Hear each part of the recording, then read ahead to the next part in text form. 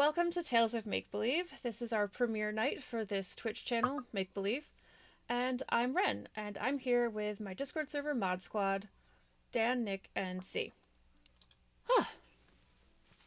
So, episode 1 of Tales of Make Believe. This is an interview show where we bring on LARPers from all over and get them to answer questions, tell their stories, offer tips for new LARPers, and just share information because communication within the LARP community is needed.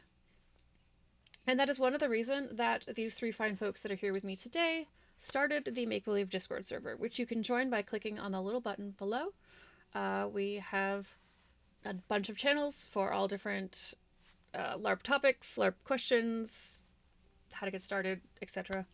And that's why we did this. We started that in February of last year as a response to us all just really wanting to connect more LARPers together. And so I decided that my premiere episode had to include my team because I wanted you all to meet them. And so, Dan, would you like to introduce yourself?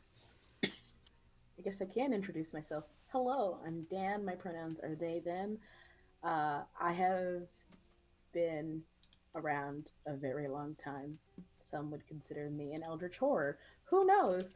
I love LARPing, and my big thing is I'm currently in process to get a PhD studying live action roleplay, but specifically the communities that it creates in North America. You do a lot of really cool costumes. I particularly liked the one that you had on Twitter very recently where you had in those very intense blue contacts. Oh, yes. More of that to come. I have a video premiering later this week. Oh, that's great. And all right, so Nick, say some Oh, words. me. Words, some words. I will continue saying words. Hi, I'm Nick. My pronouns are he, him, and I have been LARPing for coming on 6 years now, I guess, if we want to get pedantic and technical about it. And yeah, I live in the central Massachusetts area, so I'm very much in the middle of the New England LARPing scene. Yeah. Otherwise, I'm fairly boring outside of LARP circles. Yeah, that's what I got. That's I consider myself boring. We're moving on that's not now. true, but we're gonna move on to Z. Hi, everyone. My name is Ezekiel. You can call me Zeke or you can call me Z. I have been LARPing for around 6 years now, if you want to count the SC as a LARP, which you do. I do a lot of costuming, a lot of prop making, and things of that nature. Uh, oh, God. What else? Oh, unlike everyone else, I live way, way on the West Coast. So I do a lot of West Coast LARPs up and down the entire coast, and it's a lot of fun. Yeah. Yeah, so it's a little bit earlier for you, and Yeah. Z was very very kind to rush home from work for this. Thank you. Yes. So I'm Wren, and if any of you watched episode .5, which I filmed last week, which was the tech test that had moderately few problems, on in contrast to this one. You'll know that I said that I've been LARPing for like 11 years. That's fine. I'm also in the New England area. I have LARPed with Nick. I have yet to LARP with these two fine folks, but hopefully someday. Soon. Very But soon. this Make it episode happen. is not about me. I am a facilitator, and I'll be asking questions. Some of you already answered this question. We got some sort of basic starting questions, and then we pulled some questions from Discord, and then we will open up to questions from the chat. The way that we're going to structure this, because it's sort of a panel format, and in most episodes we'll have only one or two guests, is I'm going to posit the question, and we can answer it going sort of in order. It goes Dan, Nick, Z because of alphabetical. If you don't feel like answering the question, don't. You can move on. Fair. All right. So the first question is, and I'll sort of lump it together. How long have you been LARPing, and what style was your first LARP? And Dan's counting. I love that. Oh, when you have to do math, you know there's a problem. Oh, no math in LARPing. That's not true. Not true. There's so Oh much boy, math sometimes. I can't wait to tell you about the advanced calculus I had to do to make a character for an upcoming game I'm going to be going to. Is it one of those like 200-page rulebook monstrosities? It was 173, I think, but yes. I'm rounding up. No, that's no. All right, Yeah. so yeah, Dan. I have been LARPing for approximately 20-ish years. Wow, that's I am an eldritch horror, like I said. I do not age. I simply stay the same. But yeah, it being 2020. Anywho, uh, the first genre I played in was a small high fantasy LARP with magic. And I know this isn't related to the question, but I'm tagging it on anyhow. I played a high elf named Leandra, who you might have seen pictures kicking around as I revived them from the. They actually sunsetted, so that was nice. But I recently went to a holiday party as them, so there are pictures floating around. cool. All right, Nick. I know you answered that, but what style was your first LARP? Sure. So, like I said, I've been LARPing for about 6 years, since roughly April 2014. My first LARP was a Vampire the Masquerade parlor LARP that converted to a Requiem parlor LARP that I was actually on staff for. I, wasn't a player at that game. And then immediately following that, I got into a game that was a pretty typical American boffer game here in New England, and it's kind of been downhill from there in the best possible way. There's no escape. I feel that. I really feel that. um, my turn? Yeah. Okay. I've been LARPing for 6 years, same as Nick. I started in August of whatever, 2014 now. Oh God, it's 2020. Ugh. In the SCA, which some people don't count the SCA as a LARP, I do. I started with medieval reenactment, doing a lot of medieval style fighting and stuff like that. But I found my joy and love in sewing and prop making. And then in early 2019, I decided to come to Twin Mask, which is my current home LARP that I'm deeply in love with. And it's a medieval fantasy standard sort of American style boffer. And it's wonderful and horrific in amazing ways. I love it. So that is all the preamble. Welcome, meet the panel, and now I'm going to throw them all a question that I made up. Ooh. This Oh will be no. this will be the only question that I personally made up, and it is: you are able to cast sending and give past you one message that's 25 words or less right before they walk into their first LARP. What is it? And I'm going to let you all take this question in whatever order you want to. Whoever's ready, whoever doesn't want to do it, you can just do the not it if you just don't like this question. It's exactly 25 words. Well, tell us those words. Okay, let's see if I can remember them now. Hey kid, you're going in there. Relax, smile, have fun, make friends, sleep, please, sleep. And also, you beautiful, dehydrated bitch, drink water. Why are you calling all of us out but our current selves? That's what you're doing right now. Don't do that, but like, that's my Water. advice. Water in a can. Nick's gonna argue with me about this water in a can not being hydrating, but this water in a can is the only water I drink, so I would be dead. Take that, Nick. We're definitely No one not look drinking at water. this. No one look at this. I have literally hidden what I'm drinking. Oh God. Anybody else wanna cast sending to Sure. their past self? I will cast sending to my past self. I actually practiced some really good self care at my first LARP event. It was weird. So, my message to myself is that uh, you care more about that field promotion than you let on. Fight for it. Because there was like a pseudo military structure at my first game, and I never got promoted. I'm actually still a little salty about that. So, I want it. That's a mood. Um, I think I'm gonna send this not for the version of me that like just started in the SCA back in 2000 and whatever, but for the version of myself that was starting Twin Mass because that was a whole different experience. Um, and it's gonna be feelsy, and I'm sorry, but people want you here. People like you. It's okay to add to scenes as much as you want to. Don't be scared. Boom. That's it. I know, right? It's mushy. That's so good.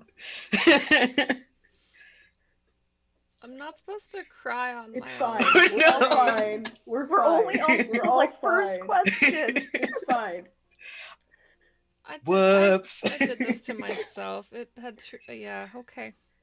Over in Discord this morning, we had some great questions, and we also have some questions that have been asked over the past week. But we're going to go to the first question that we were asked this morning. And Blue Lava from our Discord asks, "What's your favorite song to sing around the campfire at a LARP?" Singing it on the stream is optional. Okay. Hmm. May I? Yeah. So I play in a bunch of different type of genre, and I have a big rant that you'll probably hear later when we talk about immersion, but I like to try to fit into whatever the feel of the game is. So if I am, at a medieval low magic, yeah, low fantasy type LARP, I'm gonna pull things from more like historic backgrounds, like Irish, mostly because I really enjoy like the North, like Ireland, Scotland. They have really good a cappella folk music, so that's a really great place, to pull from. I love sea shanties. Like my goal in life is to go to Skull and Crossbones. So I know every sea Yes. shanty, and I've sang them at games when it is not appropriate because people have asked. But uh, one song that I think that just really fits in everywhere, which is, it's such a sad song. I don't know why we all like it, but so fill to me the parting glass and drink of health forevermore. And softly rise and softly call. Good night and joy be to you all.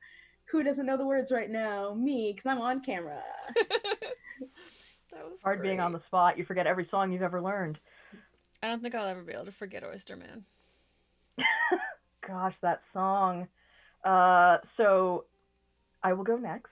I don't sing at LARP very often, but I do actually bring a mandolin to the game that I play now because I just picked up a Oh. mandolin last January. Um, so the songs that I play with some regularity are actually the Hanging Tree song from Hunger Games because it fits weirdly well with the setting. Um, I Absolutely. also play Hey Ho, Nobody Home, the old folk song, and the old standby of Scarborough Fair. So I think like I have a from like everything I do have a story behind it, so I'm sorry about that. Um but I remember like the first time I ever heard this song, and it's Rolled the Old Chariot. And the first time I ever heard it was like I had turned 22, and I was like at SCA event, and it was someone who is now like one of my very close friends, and the first time I'd ever heard him sing. And I remember it was like at this event around this huge gigantic campfire.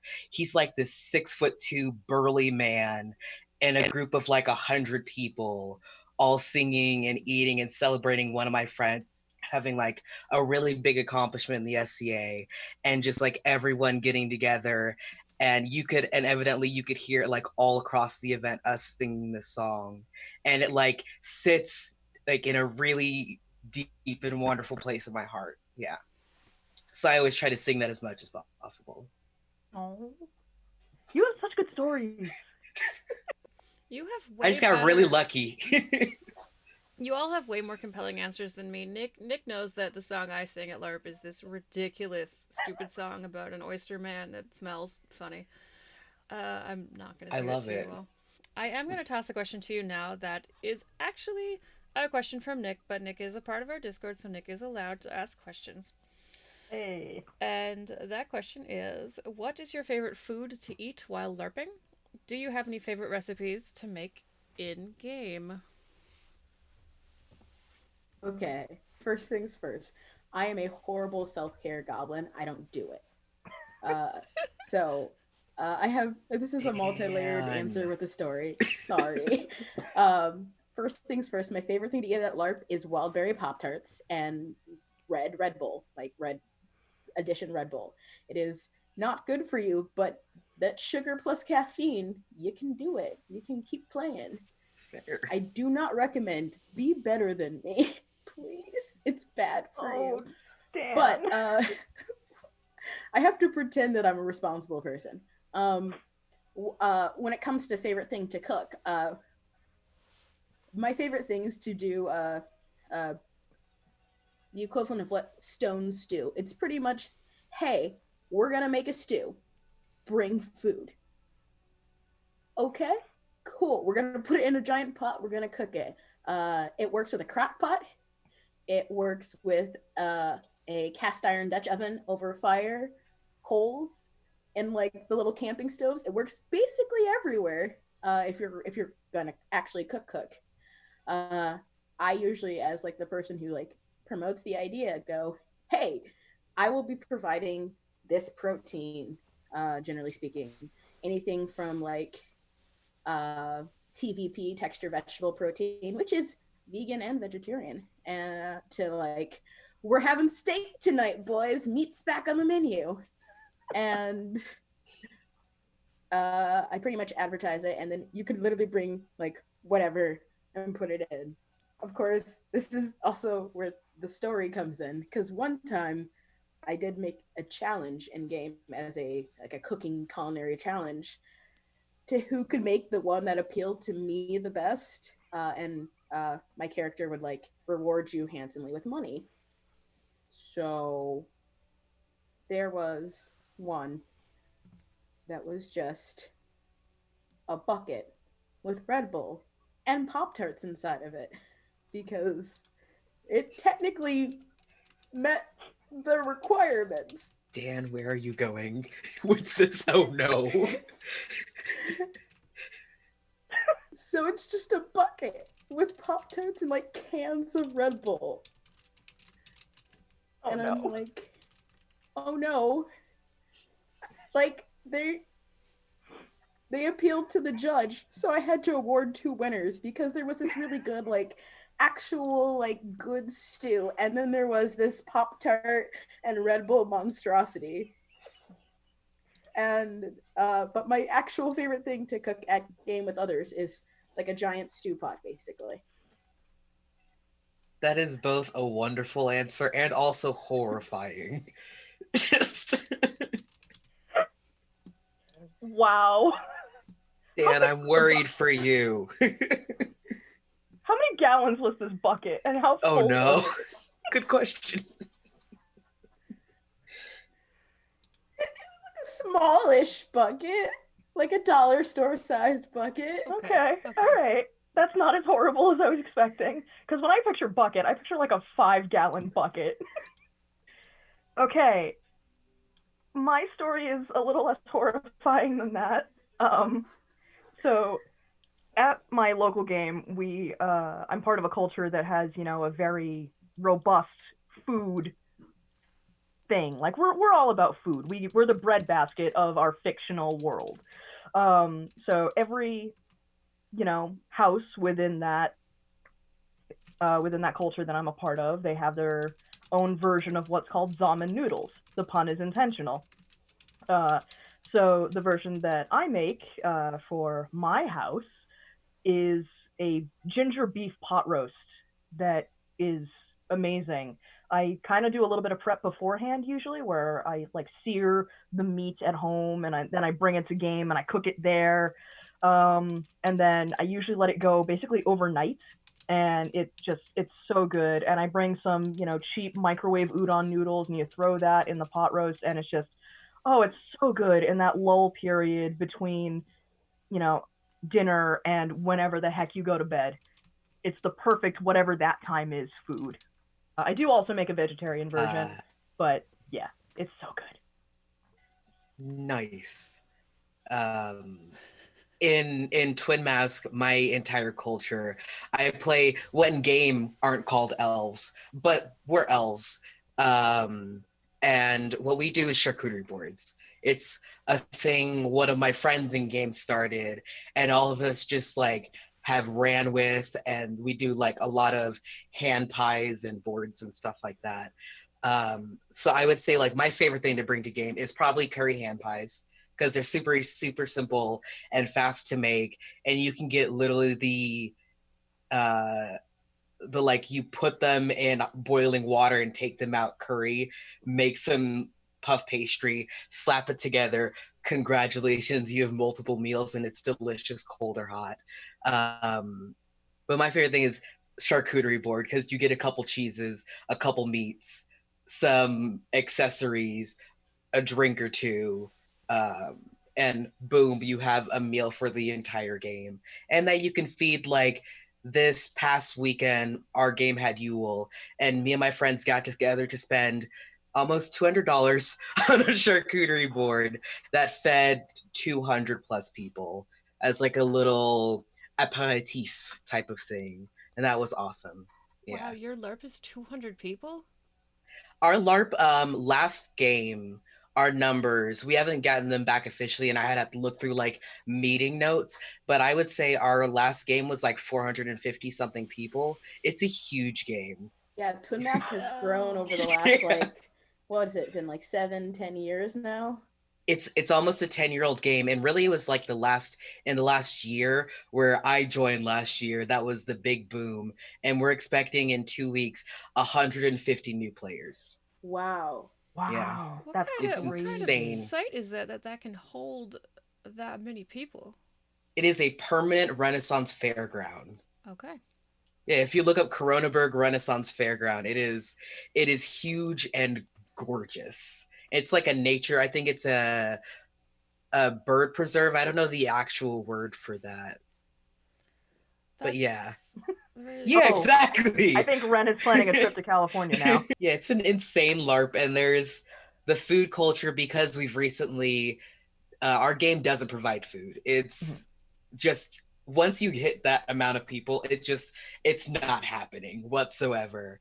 And so our game has a huge food culture, and everyone has like their distinctive meals and stuff. And we've really had to like dial it in over the last like 8 months, just because I don't think for the last year we've had a batch of new players that was less than 50 people. So we've really had to be like, how do we feed people? Wow. Yeah. damn. I think the largest game in the New England area is like 200 players on a really big Mhm. weekend. Yeah, it's intense. Yeah, That Whew. uh that's that's a lot of people. that's It is a a that's lot a of I people. wow. That's I like a whole real town. It's like a whole real small Americana town. Yeah. It's got its own I mean, post I office. I come from the SCA where like our biggest events reach 25,000 people. So comparatively to me, I'm like, oh yeah, that's a good amount of people. And then I hear other people talking about their LARPs, and I'm like, oh, never mind. Oh, okay. Yeah, I've got friends that go to Pensick every year, which is about 5,000 people. I think Hmm. might even think it's more than that, but yeah, they go every year. It's Uh, insane. yeah, the SCA people, they're serious. Whew, yeah, okay. So, people who may be tuning into this that don't know all that much about LARPs and are looking for more information, LARPs can really span from just a handful of people to apparently 400. Um, but that actually segues us fairly nicely into our next question, which, you know, based on in some regions, you have just sort of a wealth of choice as to what sort of LARPs you can go to. My friend Monica, who is on the Discord, asks, "What do you look for when choosing to go to a LARP? If it's rules, aesthetics, safety policies, having friends going too, what are sort of your top factors?" I actually wrote because I'm crazy. I took these questions and I actually wrote like some notes to myself before we got here today. So I'll take this one first. So for me, I'm like I when I'm in game, I'm there for the role play aspects of it. But when I'm choosing a game, I'm definitely a rules first kind of person. If your rule system is not well formatted or it's nonsensical, or if the only rules that you do have are about combat and there's no robust safety rules, physical or emotional, then I'm probably not interested. I need, I need to know that you're going to support multiple styles of play. I need to know that you're going to support your players if there's a problem, either with staff members or other players. And I need to know that when I'm there, I'm physically going to be safe. It's really only been in the past couple of years that I've seen any New England LARPs taking any notice of emotional safety at all, which is, and I know that there was a lot of sort of pushback initially, but I think that people are really getting on the train now, which is great. Mm-hmm. The big thing that I think about when, first of all, I am a big solo traveler when it comes to LARP. Like, I'll just get up and go somewhere by myself after like reading a page, a rule book, checking out their safety policies, and being like, "That sounds cool. I'm going." So, friends are not a factor for me whatsoever. Uh, but a big thing that I do is I do a lot of research on a game before I decide to go. Um, just down to honestly, you can tell a lot by a game by the way that they talk about themselves. Mm-hmm. So I look for a culture fit, but also this feels like a really low bar, but apparently it's a hard one to jump over. Apparently, is like, hey, let's not have a rule book that has like race face and slurs in it. Maybe, perhaps, apparently this is hard to do. But if I see those things, I just take the whole thing and I throw it in the trash. So I guess that has to go with I guess a safety issue as a person of color. Uh, I know that like those things matter to me, and if they are so blatant to put it in a rule book, that I don't necessarily feel safe there on a emotional level. Physically, I personally am not too worried about it, but uh, that's just like a big red flag, and I go, no, thank you. Absolutely fair. I That think, debate, just no. yeah, let's just not have it. uh, I think, I'm looking for really a mix of things. One, I'm looking for a rule book, not necessarily that is the most digestible in the world, but I'm looking for something that I love rule books that give me a feel for what the role play is actually going to be. Um, and I love rule books, and this is one of the reasons I've fallen in love with Twin Mask, is all of the rules actively encourage role play. Every single rule is there because it encourages role play, and it's a very active and changing rule book. That if something is just not working from a safety standard, from hey, our community has collectively decided that like this just isn't cool anymore, it's okay, we'll drop it. I'm also looking for an active community that's willing to really listen and encourage new players. So if someone say they don't have garb, they need help getting food, they need help getting a ride, they need help getting a feel for the game. I'm looking for a community that's really active in reaching out towards and uplifting their new players, because your new players are absolutely the lifeblood of your LARP. And if you can encourage them and make them feel like they have a voice, then you have a solid and long lasting community at your back. That's what I'm looking for. I think that's really really important. If Mhm. if a game has basically zero interest in any sort of helpful onboarding of me as a new player, I'm good. Mhm. You did bring up uh, something which sort of ticked my brain into thinking that I do want to jump to a different question, a later question that I didn't mean to ask yet. But a Florida Alley Cat asked us, and we talked about this a little bit in the Discord. If someone isn't jazzed by the idea of participating in combat in a LARP, what suggestions do you have for finding a LARP that isn't primarily combat based? Alternately, can you still actively participate in a LARP that focuses on combat without doing the combat yourself? There's a lot of thoughts on that. So I And actually yeah. did read this question ahead of time and prepared my answer because I have a lot of words. Uh, First things first, there are so many LARPs that are not combat based at all, like when in the physical front. We often refer to them as parlor LARPs. They could also be Mhm. called descriptive LARPs because you describe the action that you would do versus actually actively doing it. And they are some of the best games I've ever played in, where we're not actually going to go climb a mountain, but we are going to pretend we're on Everest, and we're going to have an emotional time, and we're not going to actually do, we're not going to hit each other with sticks. We're going to get jazzy up in here. That is a real LARP that I played. It is fantastic.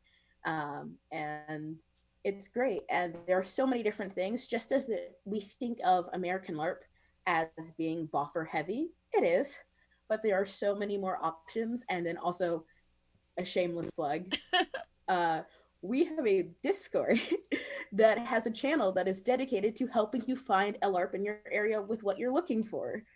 If you're looking for something specific, we could probably help you out. But to tackle the second half of the question, can you participate in a LARP that focuses on combat without doing it yourself? Um, you can, but a real question on my front, I guess, to respond to that is, if you're not there in a combat heavy LARP to do combat, is there another LARP that you think you might get more enjoyment out of? But at the same time, if you say, like all your friends are into it and you just want to go and hang out, but you don't want to fight, there's plenty of positions that are really important. Now, am still somewhat of a stick jock, someone who enjoys buffer combat. But there are positions, usually there's arts and sciences, so anything that's crafting based, water bearers, as well as pages, man at arms, and other things that are used thematically to help support a combat environment who aren't primary combatants or even combatant themselves. It's all Mhm. about what system you're in, but definitely if you are really interested in the game but not interested in the combat, reach out to who runs it and see what you can do. Like, a big part of LARP is that communication. So reaching out to a company and being like, hey, I really want to play your game, but, and I've learned that they're pretty willing and flexible to work with you. Yeah, dovetailing off what you were saying, Dan, I actually had some very similar points. You actually kind of said my entire second point verbatim, which is talk to people who run the game that you're interested in going to see if they'll work with you to give you something non-combat, but that is important. In the game that I am primarily playing now, I'm going to say like an 80% combat game. There's not a lot of non-combat stuff available, but there is some non-combat stuff, and that's kind of become my bread and butter. I'm kind of the town diplomat, weirdly. That happened by accident. Um, but you have to make your intentions clear. And so game runners ultimately want you there. They want you to be happy. They want you to enjoy yourself. So either they'll be honest with you and say, I'm sorry, this may not be the game for you. Or they could, but here are some other games in our area that may work for you. They could also make it a point to include things that you're going to enjoy. um, You can also see if within that game there's another part of the rules that interests you, whether it's a crafting system, whether it's a thieving system, you want to sneak up behind people, whether you want to become, the knowledgeable sage about the world lore, whether you want to become a diplomat, all sorts of stuff. So if there's something within their world and their rules and their lore that interests you, that could become a non-combat thing for you to do. And my last point is actually to in game talk to as many people as you can. Talk to player characters, talk to non-player characters, become interested in what they're doing, and that will give you hopefully some information that will either be interesting to you, which is the most important thing, or useful to the town as a whole. And by town, I mean all the other players. Um, so, if you give yourself something to do, you're going to have a good time. So you do kind of have to make your own fun, but you can also hopefully work with the game runners to make sure that they are also making it a point for you to have fun. Absolutely. I think Dan really hit perfectly on the first point that I was gonna make, is that there is so much variation and possibility to the types of LARP around the world. And often in areas where there aren't the big like campaign style LARPs. There are smaller parlor LARPs, and they're wonderful and a whole lot of fun and allow you to really explore different types of role play that you might not necessarily be able to explore in sort of the faster paced, say, American campaign style games. And then I would say for the second point, I play a complete nerd at Twin Mask. Surprise, surprise. Um, and I think with a lot of these games, I'll talk about the community thing too, because that's what I do. Um, it's really a matter of reaching out to the people in your community and going like, I want to play this. I have no interest in getting in fights. I don't want to be the military type. And going, is this possible? And absolutely, members of your community should be able to say whether that's a thing you can do or whether that's a thing you can't do. And for many of us, the fighters have to be supported in some way. And if you have a LARP that runs as a big functioning town, well, someone has to play the political type. Someone has to be the head librarian. Someone has to be the magical researcher. There's the person who leads the hospital clinic. There's all of these little roles around town that you can fulfill. And I think it's just looking into your world, looking into your rule book, and really seeing what what's the where's the possibility in here, where's the niche that I can fill in here, that I'm going to have fun, and more importantly I'm going to feed into other people's role play. And for some of us like me, it was being weird dark magic researcher, who does a bunch of chanting and rituals and stuff. And for some people, it'll be playing the town's diplomat. For some people, being the town's cook. And it's finding what works for you and finding your fun in the pocket of what's going to work for you in LARP. Yeah. Call that diplomancy Yeah. at our game. um, Oh, so we've talked about a lot of sort of system type things and LARP logistic type questions, and we'll get back to that because that is where the majority of where these questions lie. But I want to take a little bit of a nuts and bolts break for a minute, and I just want to go around and I want everyone to tell. This is technically next question from the forums or from the Discord. Forums. Remember when all of our LARPs used to use forums? Oh, that's a mood. On our God. Discord, because we're all technological now, Nick asked, wanted to hear about a favorite moment in a LARP. So, yeah. Happy favorite moments time. Or it may not be happy, it might just be a super feels punchy sob That's what fest. mine is. I have a super Because feels I punch know moment. some of you. I know all I of have you. I have a very feels punch moment. If y'all just are okay with me going first, to answer my own question. Um, so the first campaign game that I was a player in was called Outpost. It was a post-apocalyptic we were kind of supernaturally genetically engineered super soldiers. My character had gone down a cybernetic transhumanism plot thing, which I will get. That was a very important plot for me for many reasons, but my mentor character during that plot, his name was Sai. Very original. But my character was kind of secretly a terrible person. And when Sai decided to become a full brain in a jar, put himself in a robot body, my character implanted a bomb in his head just to be on the safe side. Uh, he found out about it because he was a way better computer programmer than I was. Go figure.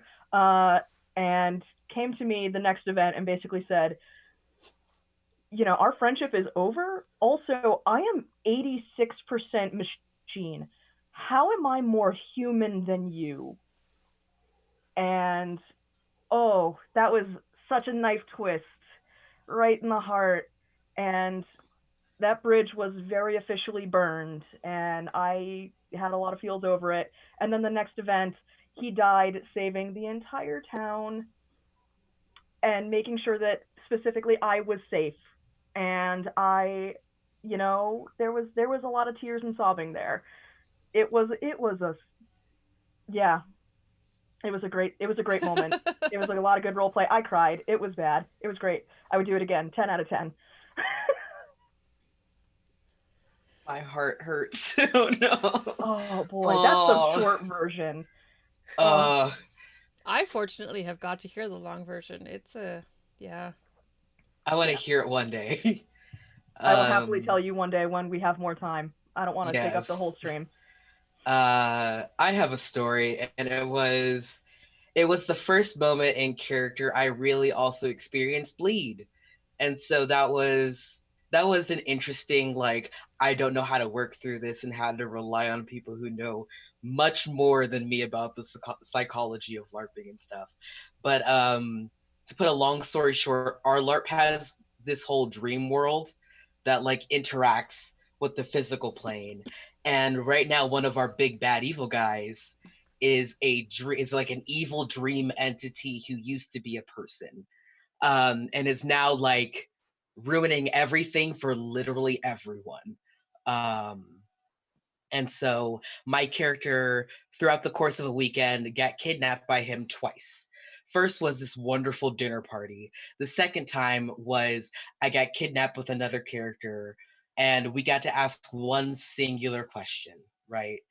And my character asked, because he like can't help himself, the worst question that you could possibly ask, um and super super pissed this dude off, which, like, oh well. And because of it, my character, we went through this whole thing where we got our memories taken and we essentially got driven insane, yada yada, and we get shot out through this like mystical obelisk, and I land right in front of one of my like now closest friends in character. And my character is freaking out because I play this very neurotic, obsessive person who can't deal with being wrong, like at all, cannot deal with it. Um, and for the next 30 minutes, I basically had to like have a mental breakdown. And I had my friend basically grab my face and walk me through the meaning of what it means to be afraid of something and what it means to choose to no longer be afraid of something. And that like really deep, weird philosophical like context around all of it. And it was just this moment of like you can choose, you can feel this, and then you can also choose to move past it. While I am sobbing and crying, and then I get up afterwards and he hands me his spear and he's like, now we have something to do. And I was like, oh no. And it was that moment I felt like I could be my character. Like it was that moment where the character clicked and I was like, okay, now we got shit to do. And so I think that was like one of the best moments I've ever experienced in my entire life. Yeah. Wow. It's a lot. Yeah, that's a lot. Now I feel like I have a obligation to tell a happy story instead of Oh the no. absolute horror trash fire that I was going to Oh. tell. They're all good. We'll sit around a campfire and we'll dish stories for forever, but that's not what this show is completely about. I currently play in Dystopia Rising, and one of the things I do is I play a post-apocalyptic bard for all intents and purposes. I play the ukulele at this game. I carry it around during battle. I don't like carrying weapons. I will carry a uke instead. But was I was out. Actually, I was out in Washington, at a big national event, and it's raining. It's gross. We're cold. We're miserable, and we're all kind of like huddled under like all the structures, just kind of waiting for the rain to let up. And there are threats that are coming out, and people are like, I guess I'll go do it. And morale was at kind of an all-time low for like the week in that far. And I was like, what's a song that gets everybody singing and everybody hates it? The Oyster Man. It is actually Take Me Home Country Roads. Oh, No. West Virginia. But that's what happens. You start it and everyone kind of groans. And somewhere around the like midway through the chorus, people start getting into it. Like even if they just like complained about it earlier. And I've now kind of designated that song as my like mid-battle morale booster because I saw how much everyone started. Now this is like 40, 50 people just hanging around me, like because we're just huddled from the rain, and like you just have all these people now like take me home, like going for it, like every time the chorus comes around, and I'm like, oh, I guess we needed that. And it was kind of really nice because I play a very support character in that game on purpose because I think support classes are actually one of the coolest classes you can play, and I also love bards. I am an IRL real life bard, so yes. Along with an Eldritch Horror. Yes, of course. You can be both. And multifaceted. A self-care goblin, I believe you said earlier. Of course. And I only refer to myself in like relationships to other mystical beast. But yeah, it was really great. And now like it's kind of like the running joke that like if morale is bad, I pull the stool that I carry off of my shoulder, sit down in the middle of a combat, and like start playing the song. And like everybody's just like, what? Amazing. Like, you brought a chair? That's Wren, awesome. You just always need, because LARP has this tendency to get so heavy and feelsy, and like it's always so wonderful to have that person who could just like bring everyone together, sort of bring everyone back to the middle, back to neutral, and go like, are we all emotionally prepared to deal with things again? We're gonna take a little bit of a break and then we're gonna keep moving on. It's fine. Like that's wonderful. I absolutely agree with that. I talk about this fairly frequently where so my character at my current home game is often kind of comic relief, even though I do pride myself in punching Nick in the feels all the time. Every event, every time. But people just roll their eyes at me, when I'm getting into sort of goofy mode. But I really think that those stab you in the heart moments, if they're just a constant barrage and you never get any comedic levity, then they just start to sort of blend into each other. And at the same time, I don't think anything should just constantly be a comedy barrage. There has to be some meaning in there somewhere, or else the comedy starts to fall flat. But I love characters that are not just stand in the corner and scowl at everyone 100% of the time. As just harkening back to the song choice, though, the New England version of that song is Sweet Caroline. I also know that one. Oh boy, it's the theme song of the Red Sox. Good. So everyone in New England, we know it because we have to, because it's played at every single sporting event. I have a headache now. Oh. So now that I am ear tortured, I'm gonna go to some chat questions from our chat box. I'm sorry, but not really. Ah, sweet Also, I do goddamn have a terrible Caroline. Bum, tendency. bum, bum. Okay. So Moss Badger. That's really funny, actually, because I was actually about to ask one of your questions from the Discord, but I'll ask this one too.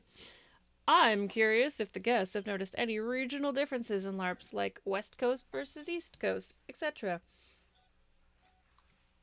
I don't know, West Coast, East Hmm. Coast. Oh yeah, you're middle land. Midwest is the best. I've never LARPed on the West. I guess I'm not supposed to be answering questions right now, but I've never LARPed on the West. The most West I've gone was that wizard school that was in the middle. Oh, that's true. I mean, I've only ever LARPed on the West Coast. Like, no matter what, I've always wanted to make it out to the East Coast. So I don't really know. All I know is I know Twin Mask very, very well. Um, and I would just say that like we have Twin Mask has its own very specific sort of like it's a tragedy that everyone looking at it thinks is like a comedy. Because that's explicitly the game. And and I know we have a lot of games that are like that out here. They're like, oh, this game looks very fluffy and light and happy, and then you get to it and you're like, why is everyone dying? Um, and I know we have a lot of stuff like that. Um, but I actually wouldn't really know like specifics on that because I've only LARPed in the West Coast. Yeah, I mean, that's kind of the thing. I feel like just based on what I've heard, it sounds like we have smaller games over here, but I don't know if I'm just basing that purely on hearing about Twin Masks at this juncture. I think Mm-hmm. maybe that's something that we should bring up in our Discord and Hmm. ask for opinions if anybody in there has LARPed on both coasts. I actually have. I was just seeing if Hey. y'all have. You Uh, I You're the like. only one I here that travel. can Am I I actually answer the allowed to travel. call question. my own guest just a complete butthead? I wanted to Do like. it. I wanted to see like if everyone else had answers because I feel like I've been dominating the questions. I have only LARPed, in Massachusetts and New Hampshire. Like, that's it. Those are the two states. I Done. I So I am know gonna nothing. say I feel like nobody's dominating the conversation here. I feel like it has been going very well. But also, we are a group of people that very rarely are allowed to dominate any conversations, so just talk. We can all Oh, talk One here. freedom. Don't give one me that moment. freedom. uh, and I would say Merzar in the chat has it right. We have a lot of games.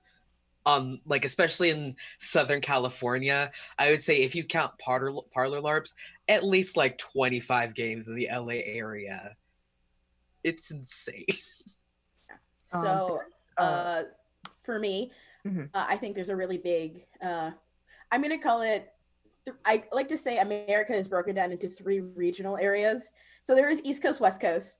There's also the South, for lack of a better term, and Midwest. Uh, I know. I said four. I said they're breaking into. You know what? Do I look like a math person? No math and LARP. Go on. No No math and math and LARP. LARPs. That's our raid cry now. You have no math and LARPs. Mm-mm. But for me, I find that West Coast LARPs have really detailed backgrounds and elaborate costuming. I like to say that's Hollywood's influence on like just in general, even in Seattle. Like, We have a lot of like industry people in our yeah, LARPs. A yeah, Mm. all lot. of my friends that I know from Twin Mask are industry people. That's Mm-hmm. how I know them in the first place. When it comes to East Coast, so I used to live in New York, so I'm really familiar with uh, the New York, Baltimore, Virginia, Pennsylvania, which is technically East Coast still, kind of feel where you're gonna see a lot more rustic is not a good term, but it's the one that's on the top of my Accurate. brain. kind of LARPs. You're gonna find a lot more independent ones, a lot more scout camp based LARPs, where it's a little bit more like cabin in the woodsy, not like the movie, but like it's a cabin in the woods. Um, but then also like you have beautiful woods and a lot of I'd like to say less polished but like more heartfelt stories. Mm-hmm. There are some really great, like New York has a ton of like LARP cons where like writers are always debuting their stuff, like Dream Nation and all of the other ones run by that same company. Um, but like a lot of those are parlor style LARPs or descriptive LARPs. So when you go out there, you're starting to head out into these beautiful woods. And you go to the south, I like to say it's stickland. So you have a lot of stick jock culture, so a lot of boffer heavy focus. Amtgard, Belgarth, and Dagahir, which are the three big boffer LARPs, which may or may not call themselves that, but guess what they are? In my opinion, are originated in Texas. And so you have that kind of prevalent thing, and just combat's more of a thing. And then you have the Midwest, which I like to say is home to the boutique LARP scene. So they're smaller, and they're very specific. So for example, I am currently playing in a 3 arc campaign LARP that is called Outpost 9. I know. Um, that is a small, like, new LARP company. There's probably like 30 players, maybe, plus staff. And it's all about the apocalypse that happened like yesterday. But like it's a very niche, like, little topic. So it's like, I just think it's like really cool to kind of see like the regional variants. I want this. That's so interesting. Nick knows how much I Like, like post-app. Yeah, I play in 2 Yeah. post-apocalyptic games right now, and it's just like, wow, this is like far apocalypse, and this is like now apocalypse. I am very jealous. The first game that I played, where that side story is from, was called Outpost, or The Outpost, and it was like an apocalypse happened 5 years ago. And so I've seen pictures of Outpost 9, and I go, oh, I want it. I miss my Yeah, I Outpost. think I posted some to the Discord Yeah, actually. mm-hmm, you did. It's you where I saw the did. My pictures. my little gray character, Yeah, decked out in gray, yeah. head to toe. I appreciate that, it seems like everyone is a part of Team Street Sign, which I appreciate because my team that I was on at Outpost was Team Street Sign, basically. Yeah, they're kind of, that's a Midwest thing where like if you like a street sign, you just take it. I wish I was kidding, but that really is I'm like a from like decorating your dorm room Yeah. with like street signs and like Yeah. other pieces of metal stolen from the government. That's And like a Yo, that's a I'm on the construction West sign. Coast. Yo, I'm on the West Coast, and if we look at a street sign wrong, like it's over.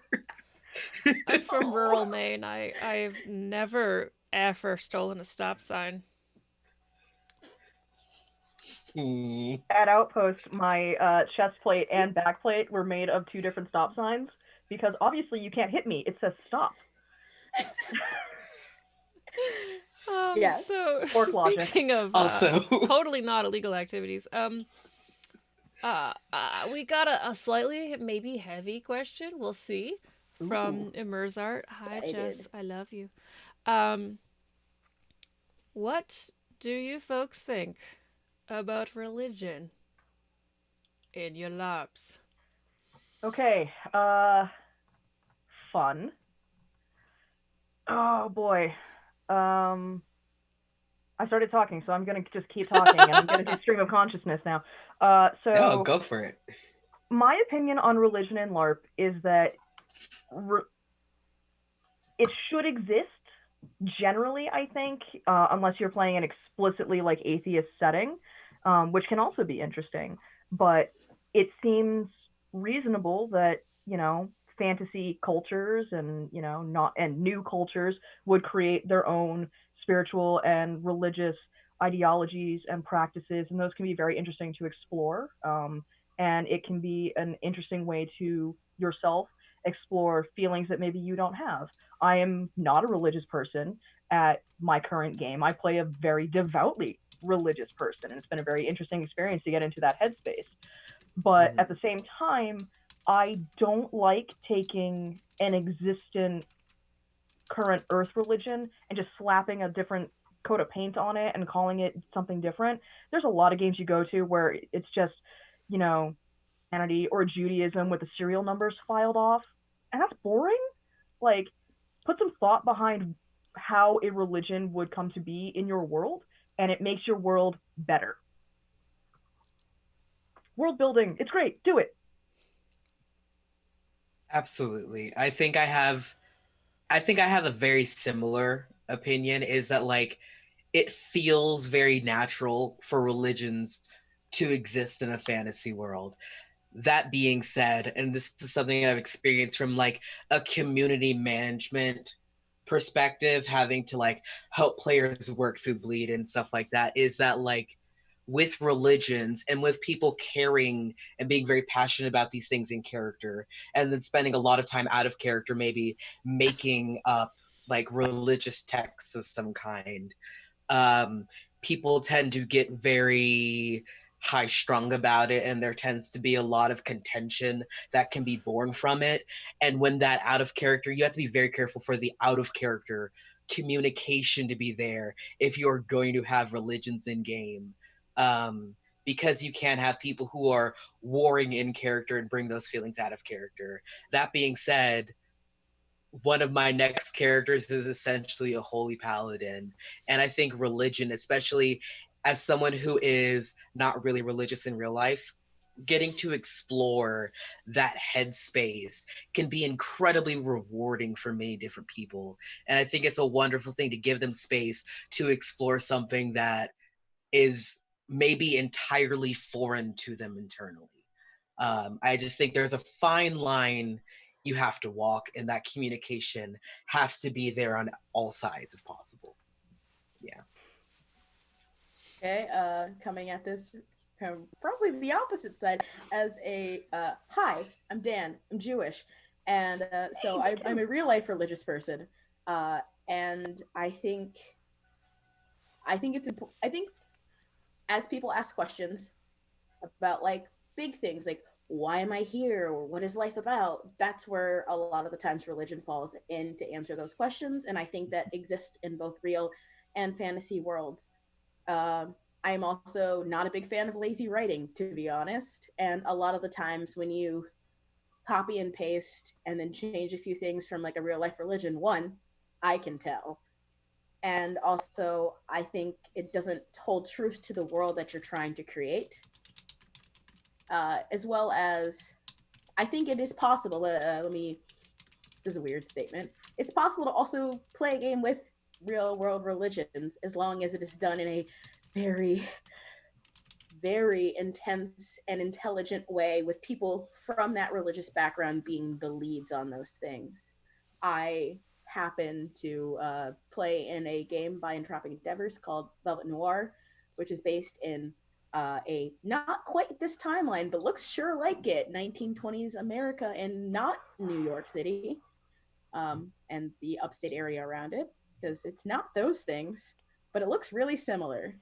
Oh boy. And the whole structure of that game is based around factions, and we have a faction called the Mishpaha, which is the Jewish faction, and I and it's the lead writer and cultural head of that faction is Jewish, and there are POC factions, and there's the Black POC faction, there's the Latinx one, there is Pan Asian, and then there are those left behind, or which is the other other group, which sounds really weird, but it is a lot. It's the ally group, um, and all of those are headed by people from those backgrounds. And I think it's really important that if you want to go about it, which I think honestly is a really great endeavor to do, that you go about it with strong, clear intentions of what you want and why it's important to have this real life religion in your game. Okay, that was a lot. No, But that No, was it's great. yeah. wonderful. It was an excellent point. Thank you. I feel like Velvet Noir is clearly doing some very important things. The fact that there is a POC faction in that game is huge for Yeah, LARPing. Absolutely. it's really funny because I can't be you're only in like one faction, so like I had to pick So I am not That's rough. playing a Jewish character in Velvet Noir. I am playing a Hellenistic pagan Hmm. for other reasons. There was an interesting follow-up question in the I chat. was just about to get to that. Yeah, the Yeah. one from Disciple Run. Yeah. Yeah, so Disciple Run asks, what do you think about witchcraft in LARP? I'm a practicing witch, and seeing some practices in games I've been to has been interesting. So I also have friends who are practicing, who practice witchcraft, and one of those friends is a LARPer and is on record as saying the Venn diagram between real witchcraft and fake witchcraft is a circle. Uh, Hmm. that there is basically no functional difference. You're still doing rituals and doing these things and trying to call energies from the world. So be careful. Again, Intention. yes, intention is everything. I am not a religious person. I do come from a Jewish background. So hi Dan. But yeah, so just be careful what you're doing. Be respectful with what you're doing. Understand the intent behind what you're doing always. Absolutely. I would say not a religious person, but am in my own way practicing witch, practicing pagan. And something I do in my LARP a lot is because I play a dark mage, I play a blood mage, a maleficarum, whatever you want to call them. And we do a lot of like summoning and things of that nature in our game. And something that we've had to be careful with is we have a lot of people who do also practice, who do this sort of stuff with us, and we do borrow a little bit from what we do in our day-to-day lives. And it's absolutely what you said. It's intention, it's being careful with what we're doing, it's making sure that we're not stepping on toes, and that everyone who is participating it or watching it is understanding where we're coming from. And then also, I think there comes a point where you have to be willing to go, if you've made a mistake or something, to step back and go, I am sorry. I did this. I was not thinking, here's how I will make up for it in the future. Um, and then being willing to just continually sort of update what you do in game as you learn information, because the lines can blur. Admittedly, as that person, lines can absolutely blur sometimes. And from Moss Badger, which is, what is a setting or genre that you haven't seen exist as a LARP yet and you would want to play? Oh boy, there are so many. So many. I've been LARPing for like 6 years, and I've only been in like 3 genres. Oh boy, it's bad. So I have never played in a superhero game, and I want to so badly that I'm writing a superhero game. There's one in Southern California, by the way. I'm in Massachusetts. I know. Road How trip. dare you? Oh, but yeah, there was one in the area that ended, I think, a year and a half ago. But I want one, so I'm gonna make one. Be the change you want to see in the world. Exactly. I think, and this probably exists somewhere out there. I just want cyberpunk is my favorite genre of anything. If you see how I dress like a Blade Runner extra every single day of my life because that's what I want. That's what I want to welcome in my life. And I just want to like be like a Ripper Doc or something in a cyberpunk LARP in like a back alley somewhere doing augmentations in a LARP. Is that too much to ask for? Oh, I don't think it is. you're gonna love. I have a cyberpunk character named Art, and the whole character is based around what makes us human, as they are a cyborg. Nice. Boy, I like this plot. Go figure. Yes. For me, as someone who has played in a lot of games and is really aware of kind of what's on the ticker around the world in LARP, I want a bard symposium. It's a loose LARP where everyone can just bring their bard characters. It's like some like wayfaring bard meeting, or it's like all the bards show up, and it really is just an excuse to like learn songs from different people and have jam sessions. And like it is a LARP because like I loosely based it around and its costume, and I think it'd be fun to like have a basically a bardic, if you're familiar with the SCA Hmm. uh uh Boffer Heavy, so Amgard Bell Dag have bardic competitions where it's music based, but it's usually like a couple of hours and it's a competition.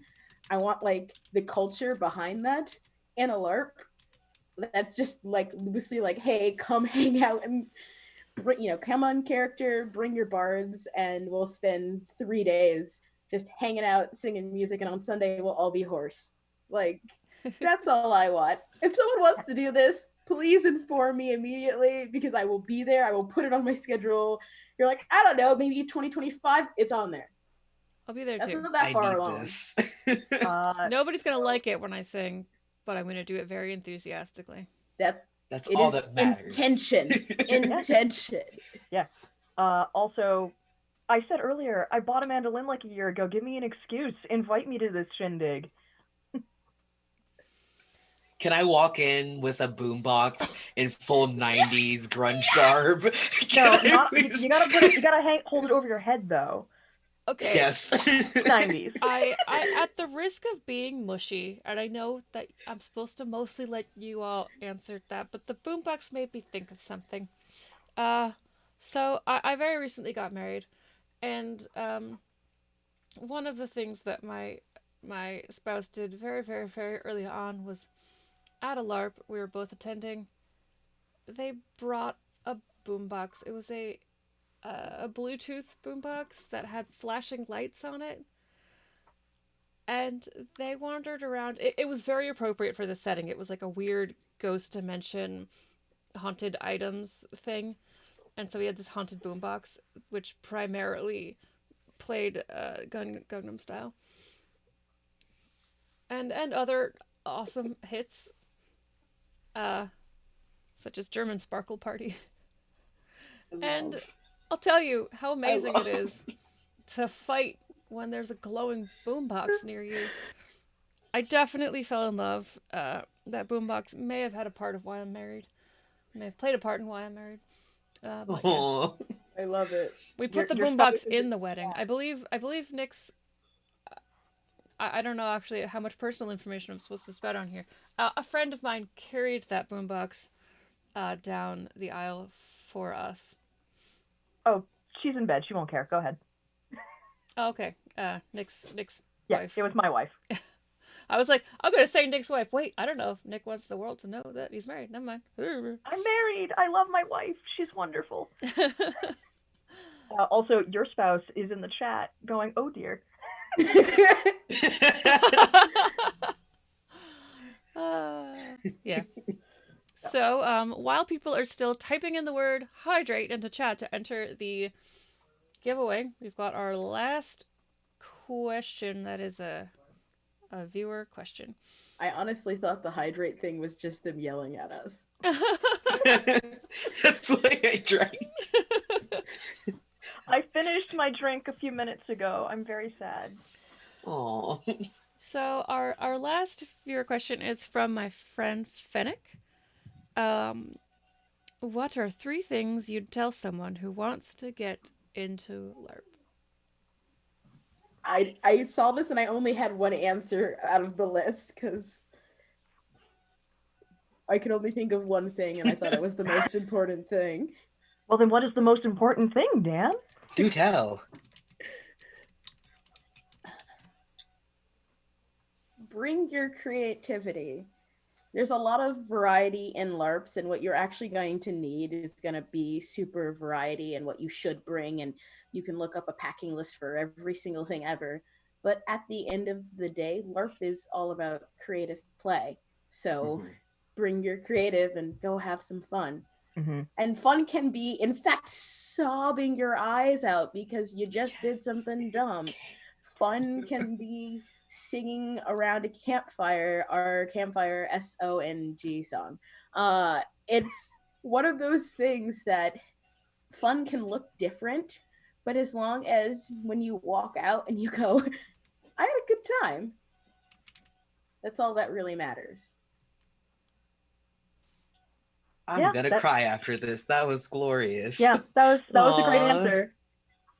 Um, I think I have, and I like semi took this from my friend Knox because he is an absolutely wonderful human being, and then adapted it into my own sort of words. Is that we are each other's dungeon masters at LARP. Um, we are responsible for what we do at game, obviously, but also we're there to facilitate and to grow other people's experience. Um, and so if you see someone lurking in the corner because they don't know what to do, that's a quest, y'all. Take that as, oh, this is an opportunity for me to meet someone and to drag them along onto an adventure. Let's see what we can get up to. You see someone walking out of a building, they look very rushed and they're trying to scribble down, go, oh, what are you doing? Do you need any help? I do XYZ. And, be their inciting incident, to do something amazing. Um, and so I think if you take that attitude of focus out from what you're doing at a game and just look around at what people are doing around you and go, what can I do in this moment to make this awesome for at least one other person around me? You're going to guarantee that everyone is having as good of a time as they can possibly have, because I have absolutely sent a new player out to do something and they came back later 3 games later and they're doing something that I could have never even envisioned in my mind. It was just because I gave them a slip of paper, several games back that meant nothing to me that can mean the world to someone else. And so just to sum that up, just always try to be the inciting incident to someone else's awesome experience, Yep. I love that so Uh, much. yeah, that's great. I have friends with they have many good quips. I'm going to borrow another one of their good quips. So my first piece of advice is LARP it like you stole it, which is to say, make bold choices, do Yes. crazy things, because What? if Do you the are dumb.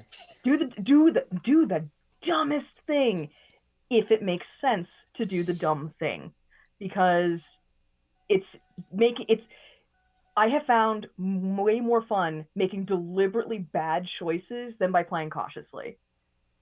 If you don't get messy, what's the point? You're here to get messy. This is the place to do it. There's, no or very little real world risk to you. Go for it. My second piece of advice is a little more somber, and I'm sorry to end this on like a somber note. If you feel like something is wrong at the game that you're going to, don't fall into the sunk cost fallacy. Don't be afraid to leave a game that is not healthy for you. Just because your friends are there and they love it doesn't mean it's the right game for you. There will be other games in the future. You can find another game with them. There are some really toxic environments in LARP out there, and you need to be careful about them, and you need to extricate yourself from those situations as soon as you can. So, And if I could tack on to that, um, hi everyone, I'm a community management person in my LARP. Um, Many LARPs have community management people. We are here if at any moment in the game, if you feel I don't feel safe, and that's emotionally safe, physically safe, it doesn't matter. Your out of character safety will always matter more than your in character safety. And if you feel that I need to opt out of this moment and go speak to someone, you don't need an excuse for that. Uh, and so if you need to go to someone and go, this is what happened, can you please help me? A good community will go, how can I help you resolve this situation? Um, and never be afraid to do that. Never ever. Or, like Nick said, if you need to go, this just isn't for me, goodbye, then leave. And I'll be the first one to tell you if in a LARP, hey, we'll be the first people to tell you, hey, if you need to go, go, because your out of character safety will forever and always matter more than your in-character safety. Just to tack that onto there.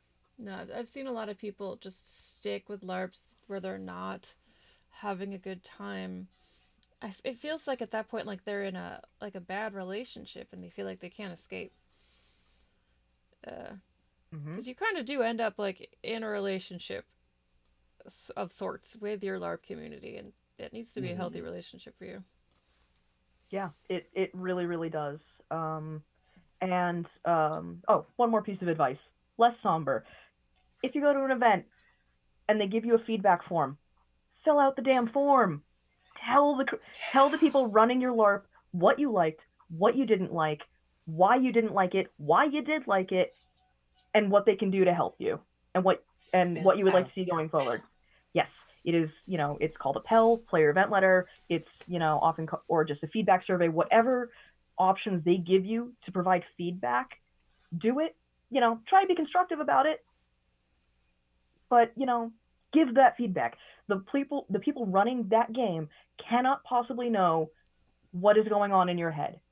Tell them. Ooh, can I jump off of that real fast? Yeah. Heck yeah. Yeah. On the opposite end, if they send you a form, especially if they're asking you if you have any plot requests or anything that you want to do not be afraid to ask for things. I say, as someone who literally put off putting on a survey until they had to email me about it because I was afraid to ask for things, like today. Like, worst case scenario, you don't get it, but they're not gonna know if you don't ask for things, especially if you're like, this is important to my character, or like, this is something that we've been building up to. Just like, put it down. You're like, hey, this is cool. Like those forms on the end track, where it's like, oh yeah, gets survey, character survey, or anything like that, can help them calibrate your experience at the game as well. Yeah. As someone who's run LARPs before, they need to know what you want. But we have reached the section of Tales of Make-Believe that I am affectionately referring to as Tomb. Amazing. And in ongoing episodes, what the Tomb segment will entail is the guest will roll a D100 with and from there we will proceed. But this was three people, so I actually got a patron to write this scenario. So I'm going to tell my guests that they need to pick one of their favorite LARP characters, and they are entering a tomb, and when they are, they've encountered many different random things in this tomb adventure, but for 5 minutes they are going to decide how they are going to attack this particular situation. Oh, I have a prop for this. You continue explaining. I'll be right back. Okay. Oh, are we doing this? Well, I'm going to give you time. The situation is you need desperately to break into a wedding where you may or may not need to assassinate somebody. But you need to convince the bouncer at the venue for this wedding that you are an important enough person to proceed into this wedding. So think about that situation. I did not write this question. A patron did. Nick, don't look at me like that. This is really familiar, It really is, maybe. In addition, while my lovely guests are thinking about this, I do want to remind you that while you can't throw bits at this particular stream, you can throw tips at my guests, all of whom who have Ko-fis, and I'll make sure that those links are everywhere. But now we are going to get back to the tomb. Oh boy. I'm the bouncer. Sup? I don't see your names on this list. You. Who are you? Why should I let you in? Who are you pointing at? Whoever wants to talk first. All right. I've got my prop. This is my first character, Ari. Hi. All right. You look Look. small and unimportant. Why should I let you in? Small and unimportant. Okay, look. Looks can be deceiving. So here's the thing. I am actually the envoy between the bride's faction and the groom's faction. So if you don't let me in, there is probably going to be some kind of dispute during the ceremony, and it's going to be a disaster. Are you able to smooth things over between these two? I didn't know there was an envoy. All right, go through. Thank you. What about you? Yes, hello.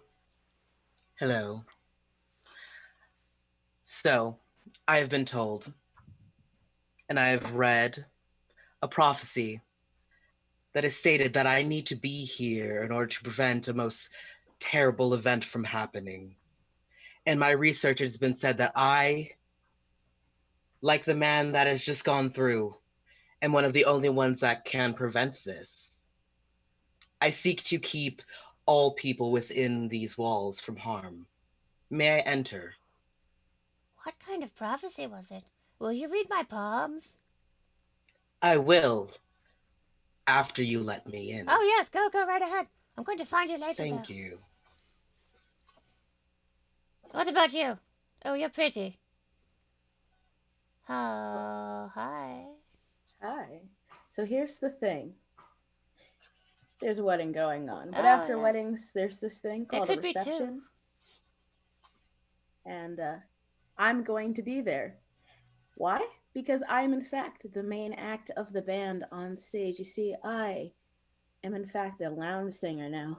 Not your everyday lounge singer. I only perform for the rich, the famous, the affluent, and that is why I'm here. I don't announce my presence. They know I'm coming. The band is waiting, and you are holding me up. Can I get your autograph? Perhaps later. Okay. Oh, go ahead. All right. And our brave adventurers have made it through the tomb. And maybe there's an assassination. It's okay. Oh yeah. It's fine. I got that laser eye. It's fine. It's fine. And that Definitely didn't do that in my last game. Definitely. is, as they say, the rest of the questions that we have. I do want to take a few minutes to shout out our Discord, which you can go to by clicking on the link below. If you want to help support me and this continued project to get more guests on and more content, etc., helping me out with this, I have a Patreon. I hate talking about it. There's a link down there. My guests all have Ko-fis and projects, and some of them have Patreons, and like, please support them. They volunteered at this point 2 hours plus all the time it took me to get the tech to stop crashing of their night to answer questions for you all. So please support them. Follow them on all their social media. Thank you so much. The art, all of the wonderful art that you've seen, all the transformation gifts, everything was made by Just a Summer Job on Twitter. She was very fast turnaround and so great. It's very pretty. It's way better than you saw last week. Don't make me do graphic design. All of the music that you've heard is Kevin MacLeod, Creative Commons, and all of my patrons are going to be listed on the end card. But I am going to let everyone go around and say goodbye and repeat their name and their social media. Starting with Diane. Hello, thanks for watching and hanging out here. I'm Dan. You can find me on all the social media in all of the places. And when I say all, I mean all of them at Darker Larper, DARKERLAPER. I'm also in the chat as the same thing. I have a Patreon, I have a Ko-fi, I have a YouTube channel. That's the big one where I talk about LARPs and I explore adventures as well as LARP through the lens of academia and bridging the gap between LARPers and non-LARPers. Should I go next? Okay. Also, thank you. We have said many words tonight, and thank you for listening to them. So I am Nick. I am most places as Rugs Rat. The S is in the middle, not the end. I know. Sorry, I messed that up a few times. There's a story behind it. It's fine. Don't worry about it. But I am not particularly active on most social media, but one of the things that I am doing currently that has recently started is a podcast called Signal City, or Re-Roll Play is kind of the blanket over term. And so we are at Anchor FM Re-Roll Play. You can find us there to look up your podcast selection of choice.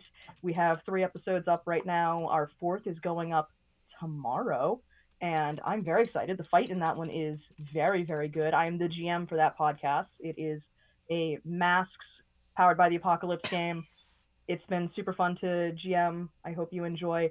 We do have a Patreon and stuff for that, but you know, if you like what we do, you can find our links through all of that. So don't worry about it for now. Thank you again. I love talking to all of you.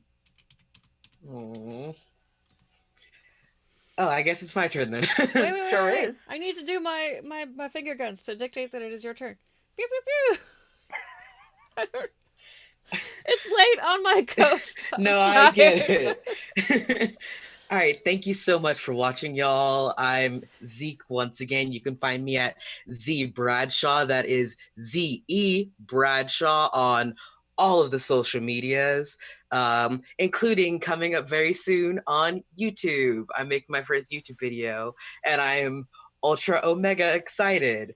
So, yeah, it'll be a good time. This has been a great talk, everyone. And once again, thank you, chat, for dealing with our ridiculousness and listening to us talk and ramble and giggle a lot. This has been wonderful. Thank you, Wren.